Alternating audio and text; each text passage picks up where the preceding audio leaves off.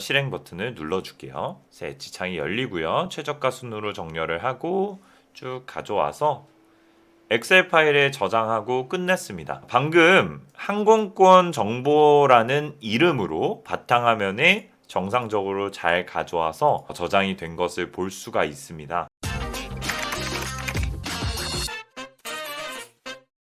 네, 안녕하세요. 오늘은 파워 오토메이트라는 툴을 한번 알아보도록 하겠습니다. 얼마 전에 이 파워 오토메이트라는 툴을 알게 됐어요. 사실 이전엔 잘 몰랐는데 제가 평상시에 업무 자동화나 아니면 크롤링을 하거나 RPA라고 하죠.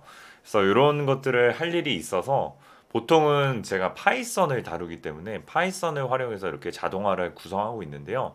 우연치 않은 계기로 이 파워 오토메이트라는 툴을 알게 되었습니다. 마이크로소프트에서 개발된 그런 애플리케이션이고요. 요걸 사용하니까 굉장히 쉽게 웹상에서 크롤링도 가능하고, 참고로 크롤링이 뭔지 모르시는 분들은 웹상에서 필요한 정보를 긁어오는 거죠.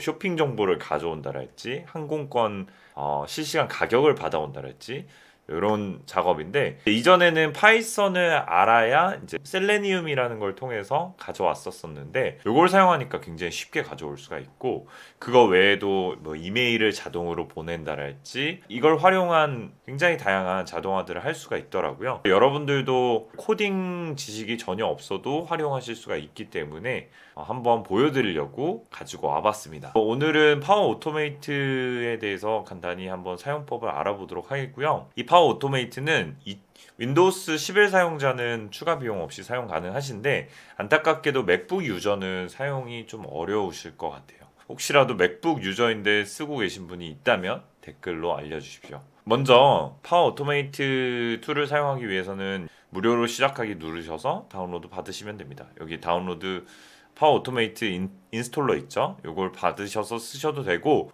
클라우드에서 쓰시는 방법도 있는데, 저는 오늘 다운로드를 받아서 사용하는 방법에 대해서 알아보도록 하겠습니다. 저는 이미 다 설치를 했어요. 그래서 인스톨러 쭉 설치하시면 이런 화면이 나오게 되고요. 오피스 365 유저분들은 무료로 쓰실 수 있고요. 그렇게 보시면 될 것 같습니다. 제가 오늘 만들어 볼 거는 스카이스캐너라는 항공권 예약 사이트가 있습니다. 여기에서 항공권의 실시간 가격을 한번 가져와 보도록 할게요. skyscanner.co.kr에 오신 다음에 출발지랑 그 다음에 도착지, 저는 로스앤젤레스 LA로 한번 떠나보고 싶어서 이렇게 도착지를 임의로 입력을 했습니다. 그리고 가는 날이랑 오는 날은 이렇게 기본값으로 일단 두도록 하겠습니다. 항공권 검색을 눌러볼게요. 항공권에 대한 정보들이 쭉 나옵니다. 제가 아래에 있는 더 많은 결과 표시를 눌러줄게요. 이렇게 쭉 눌러서 여기까지 쭉 보고 최저가 순으로 정렬하면 89만 3,300원이 가장 저렴한 요금이라는 것을 알 수가 있죠. 이 정보를 이제 자동화를 한번 해볼 겁니다. 자동화를 위해서 파워 오토메이트 화면에서 왼쪽 상단에 보이시는 새 흐름을 눌러주시면 돼요. 그리고 여기다가 저는 항공권 예약이라고 한번 이름을 지어보도록 하겠습니다. 만들기 버튼을 누르고요. 이런 새로운 창이 열릴 거예요. 자, 이렇게 열리면 여기에서 뭐 왼쪽에 보시면은 여러 가지 메뉴들이 있습니다. 메뉴들을 활용하시는 방법도 있는데, 가장 쉬운 방법은 여기 있는 레코드 버튼을 누르는 겁니다. 레코드 버튼을 누르고 오른쪽에 이렇게 화면이 뜨는 것을 볼 수가 있어요. 여기에 레코드 버튼을 누르면 이제 시작을 하는 겁니다. 이 레코드 버튼을 눌러 주시고요. 그리고 여기에서 인터넷 브라우저를 한번 클릭을 해줍니다. 자, 이렇게 클릭을 하면은 이런 식으로 URL 포함 어쩌고저쩌고가 됐죠. 웹 브라우저 실행이라고 나와 있는 요게 입력이 돼야 됩니다. 그리고 요거는 쓰레기통 삭제를 해줄게요. 최저가 순으로 정렬이 되어 있죠. 자, 요 버튼을 한번 더 눌러줄게요. 버튼을 누르면 최저가 순으로 정렬이 되고요. 자, 이제 여기서부터 중요한데요. 저는 어떤 정보를 가져오고 싶냐면, 여기 있는 가격과 출발 시간, 도착 시간, 출발 시간, 도착 시간, 요런 순으로 쭉 전체 데이터를 가져오고 싶어요. 그러면 여기에 지금 빨간색 박스가 막 움직이는 거를 볼 수가 있어요. 요게 이제 요소 선택이라는 건데, 요 요소가 가격에만 딱 갔을 때 스팬이라고 이렇게 나오는 것을 볼 수가 있습니다. 스팬이라고 글자가 나오면 이 상태에서 우클릭을 합니다. 요소값 추출을 가셔서 텍스트, 가격 정보를 가져올 거예요. 요것만 딱 선택하면은 세부 정보 가져오기가 업데이트가 되죠. 자, 그 다음에 여기에 있는 출발 시간도 마찬가지로 스팬이라고 되어 있으면 우클릭해서 요소값 추출 텍스트, 요것도 요소값 추출 텍스트, 그 다음에 요것도 요소값 추출 텍스트, 요것도 요소값 추출 텍스트, 이렇게 해줄게요. 그러면 총 5개의 정보를 현재 가져온 것을 볼 수가 있습니다. 요게 반복돼서 요 다음 칸 가야 되는데, 이러한 과정을 저희가 모두 선택을 안 해도 되고, 그 다음에 이제 가격 정보를 우클릭해서 요소값 추출을 해 주시면 자동으로 이런 네모 박스가 전부 다 쳐져 있는 것을 볼 수가 있어요. 자, 여기까지 되시면은 다 마무리가 된 겁니다. 완료 버튼을 눌러 주시고요. 자, 그 다음에 이런 것들이 이제 쭉 추가가 되어 있는 것을 볼 수가 있어요. 자, 이 상태에서 상단에 보시면은 실행 버튼이 있습니다. 요거를 눌러 볼게요. 눌러 보시면은 이제 버튼 누르고 최저가 순으로 쭉 들고 옵니다. 자, 이제 전부 다 들고 와졌을 거예요. 그러면 다시 파워 오토메이트 창으로 한번 가볼게요. 우측에 보시면은 흐름 변수라고 나와 있는데, 흐름 변수에서 아웃풋 데이터 요거를 더블 클릭해서 한번 열어볼게요. 가격이 이제 최저가 순으로 이렇게 쭉 오름차순돼서 정상적으로 가져온 거를 볼 수가 있습니다. 신기하죠? 자, 그런데 요거는 변수라는 거에 담아져 있는데, 이거를 내가 엑셀 파일로 한번 정리를 해보고 싶어요. 그럴 때에는 여기 왼쪽에 메뉴에 보시면은 엑셀이라는 메뉴가 있습니다. 엑셀은 시작이라는 이 메뉴를 쭉 드래그 하신 다음에 여기 끝에다가 이렇게 떨구시면 됩니다. 빈 문서로 실행을 해주시고 저장 버튼 눌러주실게요. 저희가 아웃풋 데이터를 이제 엑셀에다가 작성을 해줄 거예요. 그러면은 엑셀 워크시트에 쓰기 요 메뉴 있죠? 요거를 드래그를 하셔서 여기다가 드랍을 해주시면 됩니다. 인스턴스 그대로 두시고요. 쓸 값에다가 요 우측에 보시면은 변수 선택이라고 나옵니다. 요거를 클릭을 해서 우리 아웃풋 데이터를 선택을 해주시고 선택 버튼 눌러주시면 됩니다. 그리고 쓰기 모드에서는 지정된 셀에 쓰기가 아니라 그냥 현재 활성 상태인 셀에 쓰기로 바꿔주도록 하겠습니다. 그런 다음에 저장 버튼을 눌러주시고요.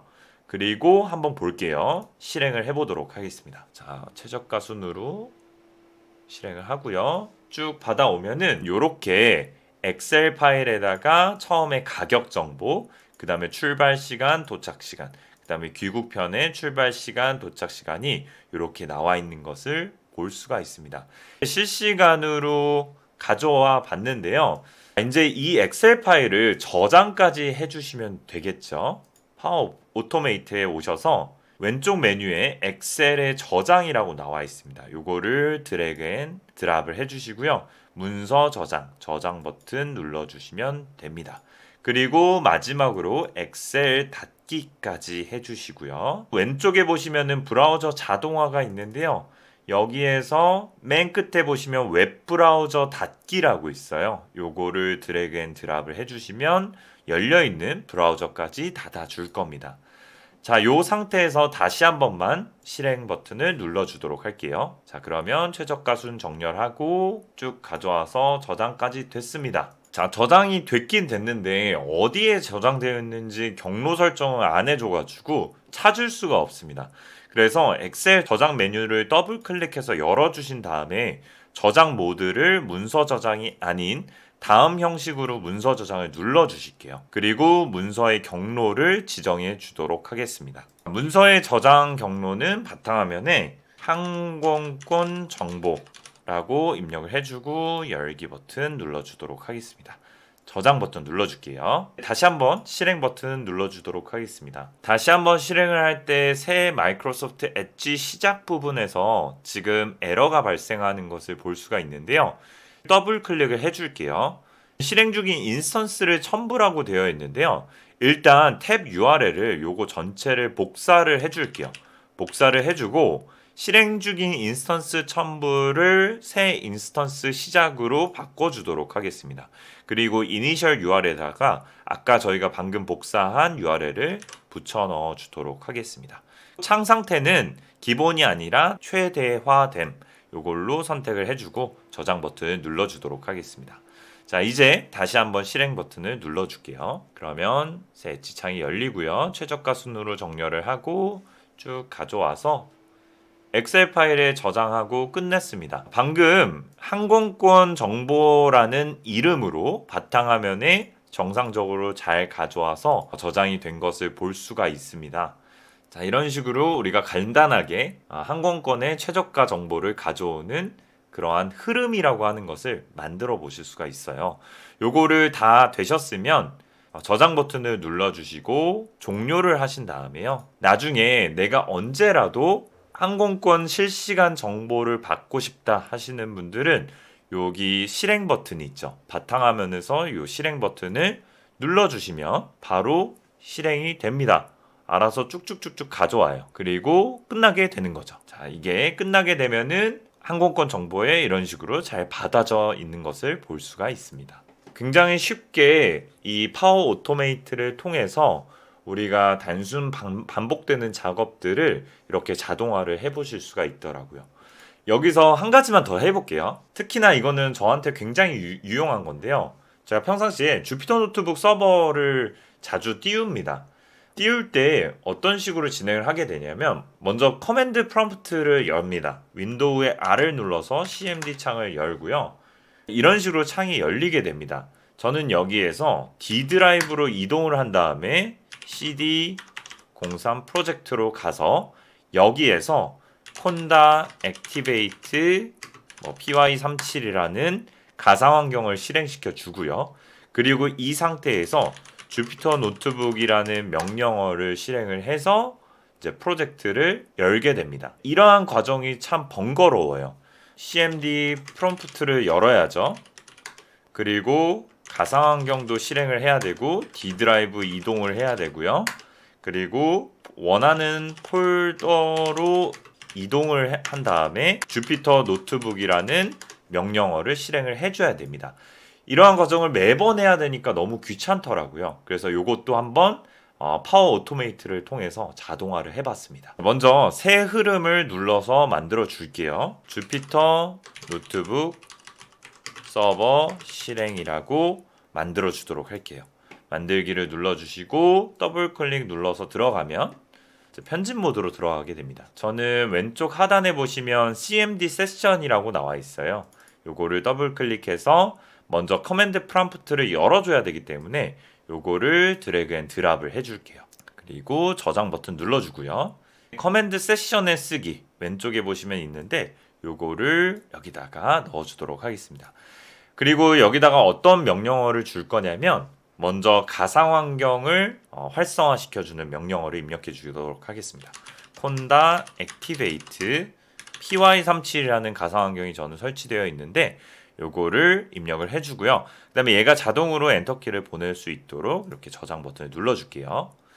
한 번 더 요거를 드래그 앤 드랍을 하신 다음에 D 드라이브로 이동을 해야겠죠? D 드라이브 이동하는 명령어를 저장을 해주도록 하겠습니다. 그리고 다시 한번 커맨드 명령어에 쓸 텐데요. 이번에는 D 드라이브 안에 있는 03 프로젝트 폴더에 진입하도록 할게요. cd03-project 여기로 입력하고 저장 버튼 눌러줄게요.